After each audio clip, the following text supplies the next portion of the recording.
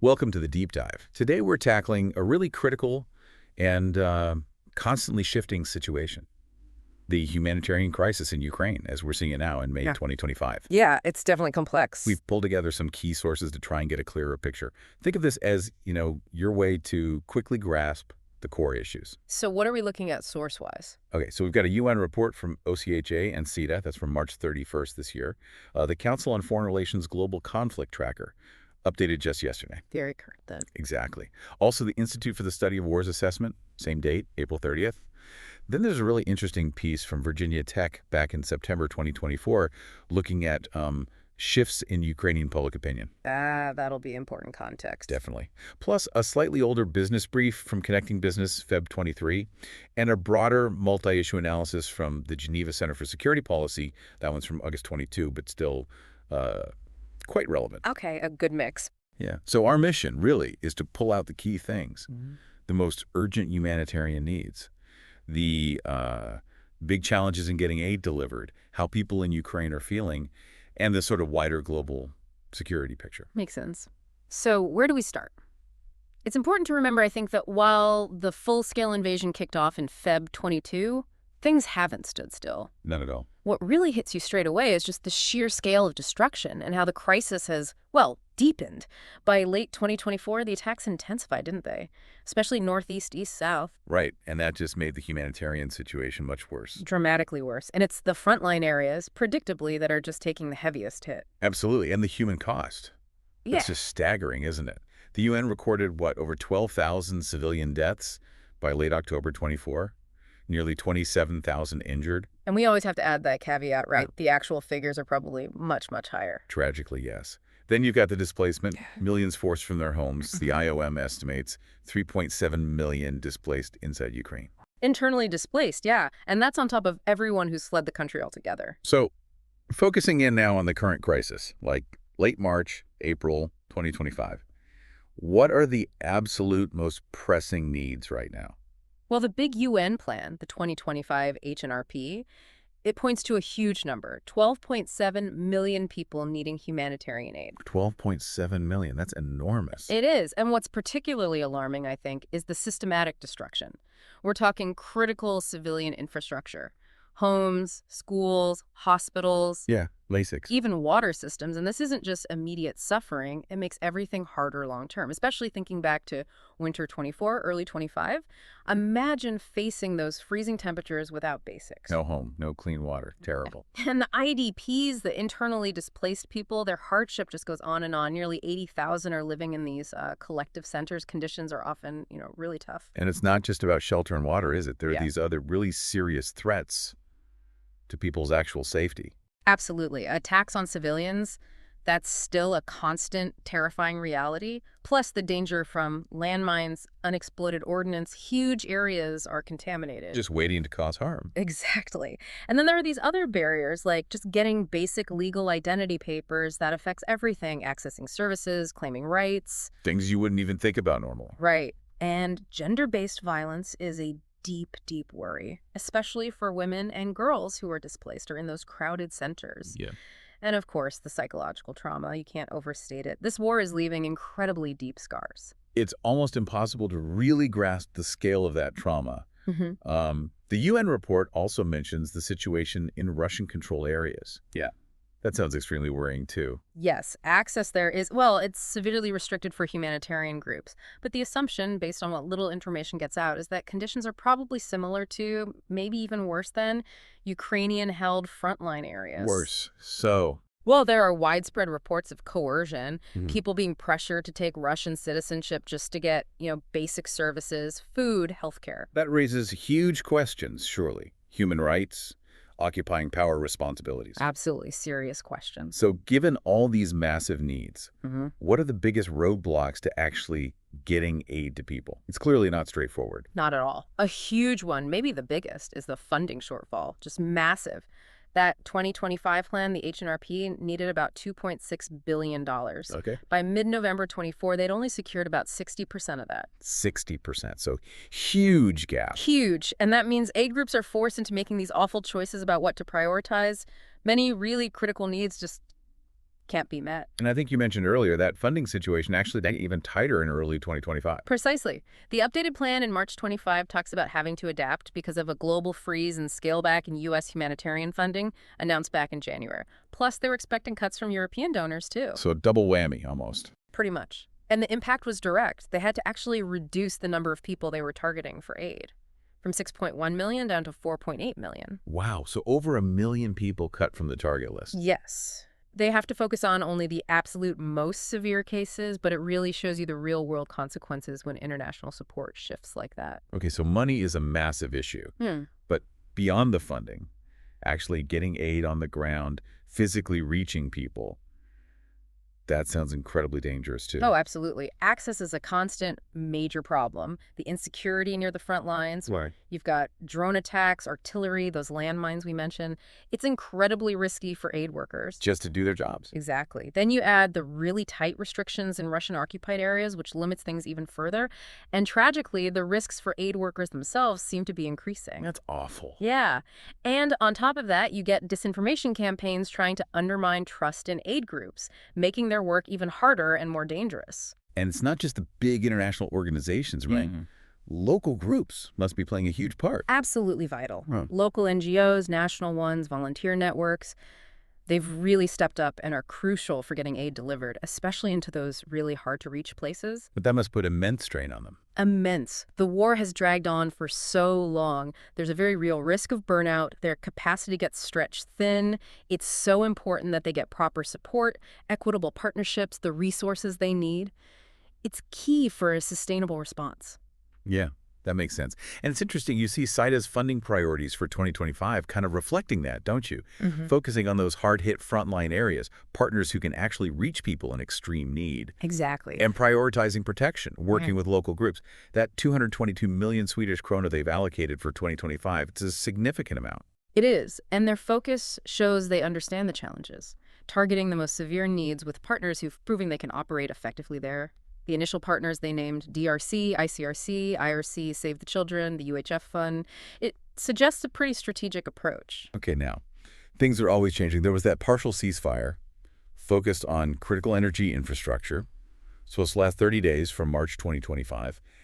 How did the humanitarian community view something like that? Well, they were definitely watching it very closely, but there was, and probably still is, quite limited clarity on how exactly it would play out, what the real impact would be. So lots of uncertainty. Exactly. They basically have to prep for, like, three main possibilities. One, maybe the ceasefire holds or extends, so they need contingency plans or even scale up the response. Right. Two, the opposite. Things escalate again, and they have to draw on lessons learned from, the big escalation back in 2022. Painful lessons. And three, maybe the most likely scenario, things just kind of continue as they are, this ongoing grinding conflict. Each of those needs different planning, different resources. Constant uncertainty seems to be the only certainty. Okay, let's shift gears a bit. That Virginia Tech research from September 24. Looking at Ukrainian public opinion, it sounds like the sheer length and brutality of the war is starting to shift how people think about the future. Yeah, that's a really key insight. What stands out is this indication that more Ukrainians, maybe reluctantly, are becoming more open to the idea of negotiations with Russia. Reluctantly being the key word there, I guess. Absolutely. It's not like a sudden desire for peace at any price. It seems to stem more from the sheer exhaustion, the ongoing suffering, and maybe a stark realization of just how long and bloody this war has become. And does that extend to, well, the incredibly sensitive issue of territorial concessions? It is hugely sensitive, politically explosive even. But the research suggests that, yes, increasing numbers still not a majority, it's important to stress, but increasing numbers are willing to consider territorial concessions as a potential, maybe necessary step to actually end the war. That feels like a big shift from earlier in the conflict. A really significant shift, yeah, compared to the very strong, almost universal public stance against any concessions early on. So what's driving that change? What factors are pushing this? Well, the main driver is undoubtedly just the cumulative human cost, the material destruction. It just grinds people down. But the researchers specifically mentioned the blockage of U.S. aid by the House of Representatives in 2024. Ah, yes. Calling it a kind of wake-up call, a realization that maybe that outside support isn't guaranteed forever, and maybe a growing sense among some that a complete military victory might not be the only way out. That's a difficult realization to come to. Incredibly difficult. And is the leadership in Kyiv aware of these shifts? How are they navigating this politically? It sounds like a minefield. Oh, they're definitely aware. The presidential administration knows public opinion is shifting, but they're walking this incredibly fine line. How so? Well, publicly talking about negotiations, let alone concessions, is politically risky while you're still being invaded. The default safer political position is often to maintain that hard line. Makes sense. But at the same time, they can't completely ignore this growing desire for an end to the fighting. And according to the research, one thing really influencing their thinking is the possibility of Donald Trump returning to the U.S. presidency. Right, because he's seen by some as potentially more sympathetic to Russia. Exactly. And that prospect, the research suggests, has pushed Ukraine to try and get other players involved, like China and India, maybe hoping they can pressure Russia towards talks. That adds another fascinating geopolitical layer. The research also mentioned the Kursk operation, that Ukrainian incursion into Russia in August 2024. Was that linked to this idea of negotiation? Partially, yes. The thinking, reportedly, was that if Ukraine could gain some ground inside Russia, it might strengthen their hand if or when negotiations happened. And how did that actually play out? Well, initially, they did capture some territory, but the advance kind of stalled. Russia threw significant forces in to counter it. There was another smaller incursion in January 2025, but again, limited progress met with a strong Russian response. Right. An interesting side note from the reports, apparently the North Korean troops fighting alongside the Russians took heavy casualties during those Kursk battles. Really? Yeah, so much so that they were reportedly withdrawn completely in February 2025. Okay, so zooming back out then, the wider military picture as of, say, end of April 2025, what does that look like? Well, unfortunately, Russia still holds roughly 20% of Ukraine, and they actually gained some ground over 2024. Progress for Russia last year. Some, yes. And the bombardment of Ukrainian cities, that continues relentlessly. Ukraine, in turn, keeps up its drone attacks on targets inside Russia. And the main fighting. Still focus in the east. Primarily, yes. Russia's pushing hard in the east.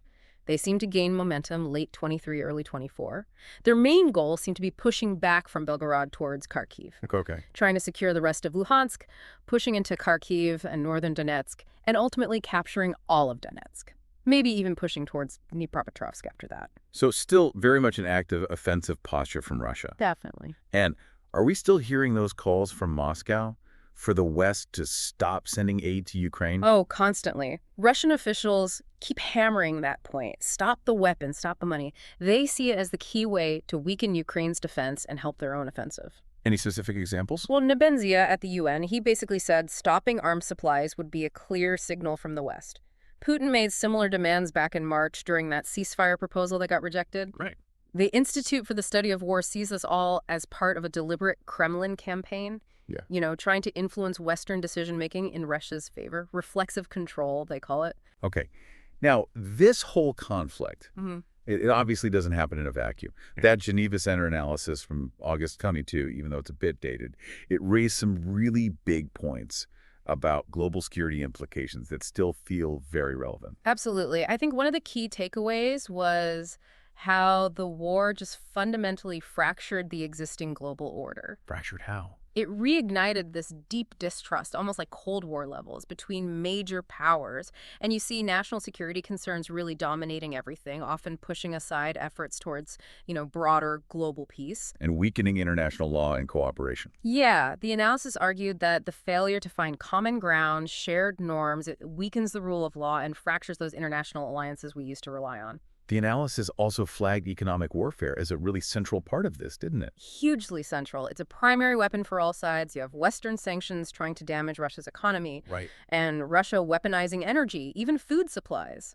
Interestingly, the analysis back then already pointed to China potentially benefiting. Benefiting how? By strengthening its position economically and politically relative to both the West and Russia.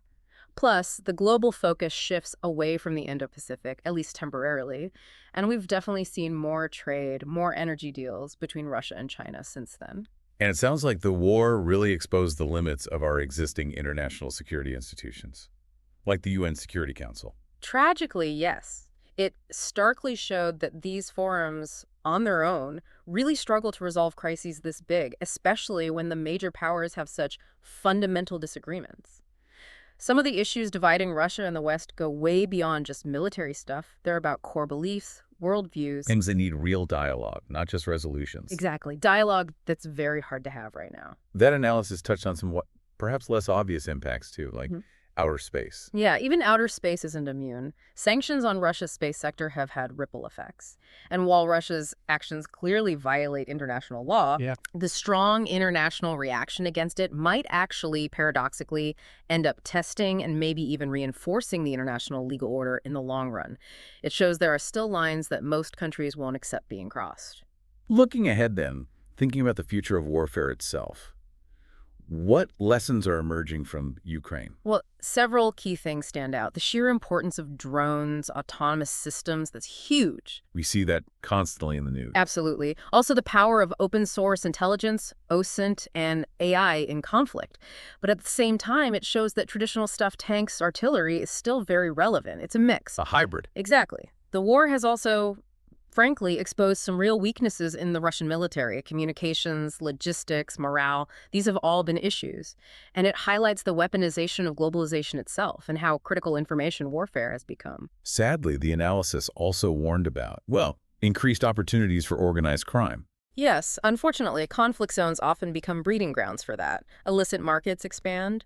You've got huge numbers of weapons flowing into the region, raising risks of arms trafficking down the line. And human trafficking too, I imagine, with all the displacement. A massive risk.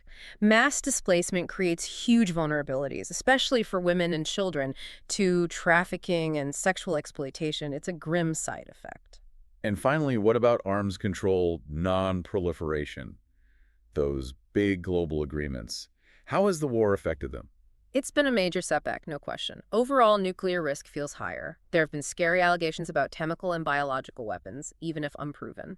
And existing treaties on conventional weapons are definitely under strain. The whole landscape seems more fragile. It does. The sanctions landscape is changing too. More focus on tech sanctions, export controls, potential for maybe some deglobalization, economies splitting into blocks. Cyber warfare is also evolving, with hacktivists playing a bigger role. And the battle over narratives, information warfare, that's constant. And diplomacy. Has it just collapsed? Well, official diplomacy on many key issues is definitely frozen or severely hampered. But interestingly, the analysis noted that this kind of situation might actually highlight the renewed importance of those informal, back-channel talk track to diplomacy, just to keep some lines of communication open. So wrapping this up, bringing our deep dive to a close, it's just starkly clear, isn't it? The humanitarian crisis in Ukraine is still incredibly severe, and it's constantly shifting alongside the fighting and the geopolitics. Absolutely. And those funding shortfalls, the access problems, they are seriously hampering the efforts to help people who desperately need it. And we're seeing those signs of Ukrainian public opinion shifting, that reluctant openness to maybe considering negotiations, even if it's incredibly difficult. A very complex internal dynamic. And the ripple effects, they just go so far beyond Ukraine's borders. Huge challenges for global security, really. Indeed.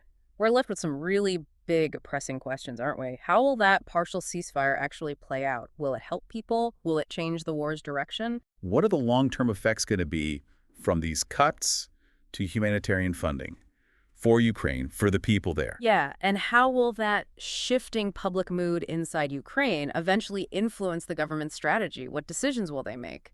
And looking bigger picture, Mm. what other shifts in global alliances, in security structures, should we expect as this conflict grinds on? So many unknowns. So perhaps the final thought, the one we want to leave you with, is this. We've talked about all these interconnected pieces, the human suffering, the geopolitics, the tech, the way international norms are being tested. It's all linked. It really is. So given all that, what's our responsibility? Individually, collectively. How do we respond to a crisis of this sheer scale? And maybe more importantly, how do we work to stop future conflicts like this from happening? It's a heavy question. It is. But it's one this deep dive really forces us all to think about. Thanks for joining us.